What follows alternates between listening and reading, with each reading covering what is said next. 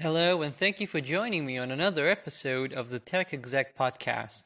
I'm your host, Aviv Ben-Yosef, and today we're going to be talking about getting buy-in for changes you're pushing for.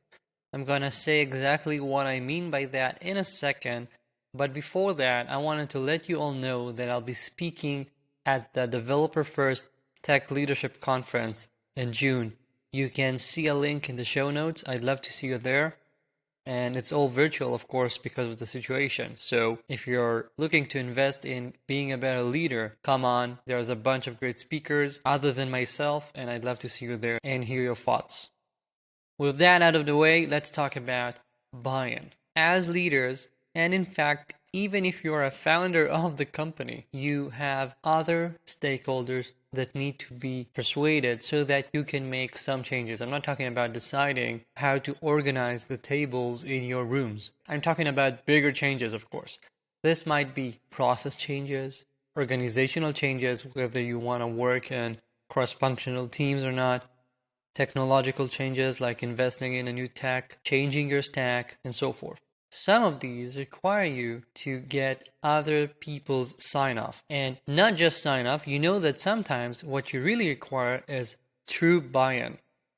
You want them to be with you so that even when the going gets tough in 2 months, you're not going to hear, I told you not to do that. You want them to be fully on board and working with you and not pushing you to revert the whole thing and abort because something isn't perfect. This has to align with your strategy. And if you do not know what your strategy is, that's the first issue you need to solve. Because it does not make any sense to invest in any big changes without the understanding of how this aligns with your business.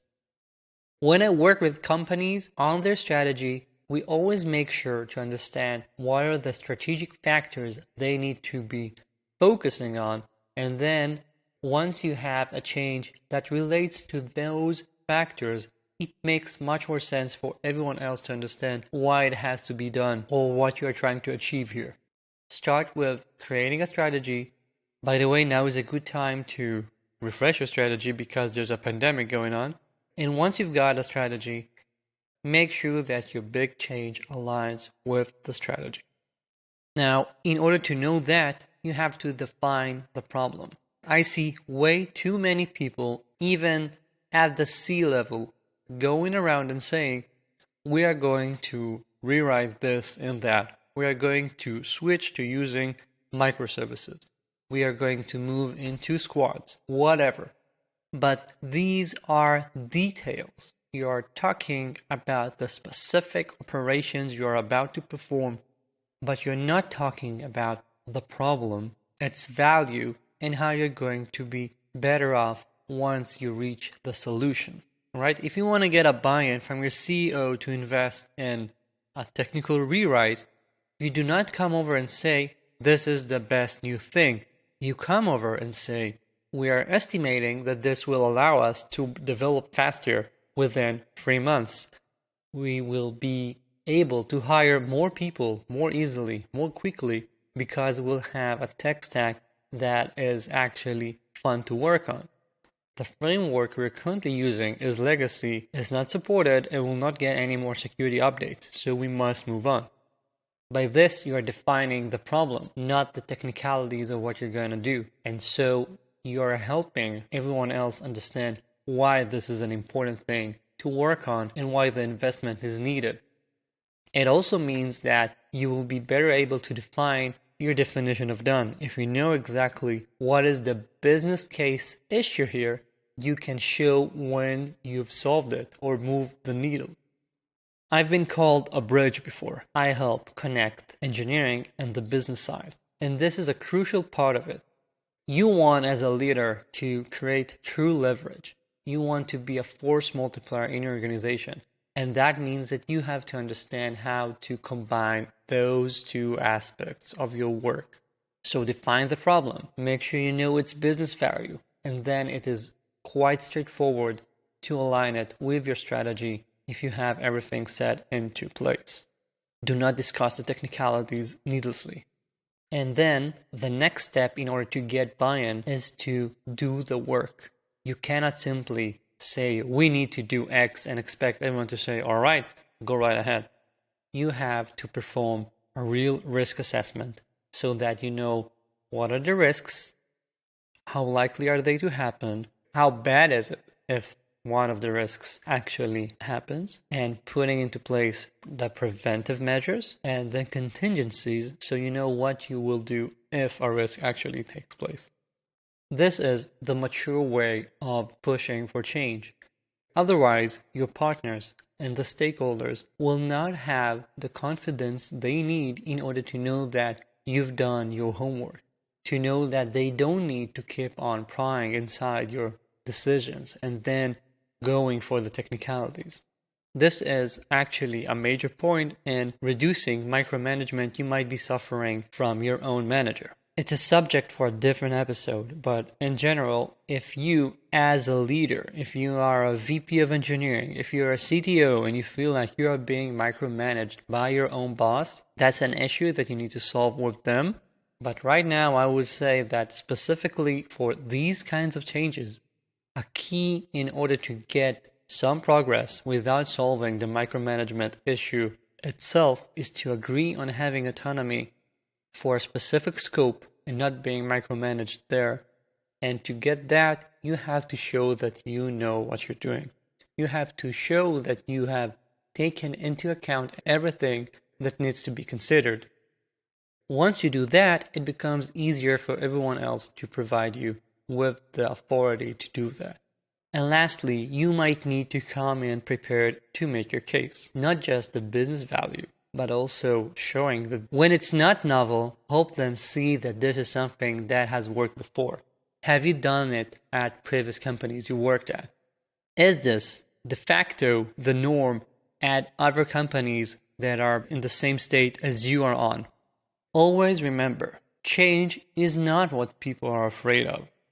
People are afraid of the ambiguity when they are trying to get from the current state to the declared change state. If they do not have a clear path and they do not have the confidence knowing that they can get from A to B securely and quickly, then they will be afraid. That is the issue you're trying to tackle here. So it is not enough to show them the goal. You cannot simply say, we're going to be there in 2 months. In order to get buy-in, in order to get confidence, in order to reduce fear and get people to work with you on this, you have to show them that you have a path. With a clear path, the discussion changes from whether that needs to be the goal to looking at the path and thinking with you whether you need to be changing some turns. And in that way, you get partnership and buy-in. So lay down the path, show them what are they going to be seeing, show them that others have taken that path before. Make it apparent that you know where the pitfalls are and how you're going to be leaping over them. And having the benchmark from other companies is a very easy way usually to show that the path is well lit and that there are no big unknowns going through it. A big part of my advisory with startups is helping them understand that whatever they are going through is something that others have done before. You might be working on novel tech and novel solutions, but at the meta level, so much of what we are doing has been done before, and you are not actually reinventing the wheel and shouldn't. Make good use of that. When things are not as scary as they might be, make it known. With that, you can get the buy-in you need in order to make a big change and move the needle. This is how you make yourself an engineering force multiplier in your company. And lastly, you might need to get some allies. Of course, if you can get product to say that they agree with this approach, things are going to be easier. If customer success come over and say that this change will make their lives so much better, that helps. You don't have to be a soloist. You don't have to be pushing all of these changes by yourself. On the contrary, if you can get others to commit with you and think with you about all of the previous steps we've discussed, you can have so much more leverage and you can have more ideas and your plans will be more robust. So remember that you have to align it with your strategy, define the problem, get autonomy, have clear risks and contingencies laid out so you have a clear path, and make use of the fact you are not the first to be landing on the moon. I hope this quick episode will help you drive changes in your company. As always, if you want to discuss your strategy, discuss these decisions, and see whether other companies have done this, drop me an email, it's in the show notes, and let's schedule an informal chat. That's it for this week. As always, remember that I have the Change Catalyst newsletter for tech execs going out every Thursday. Sign up in the link below in the show notes. Thank you and talk to you soon.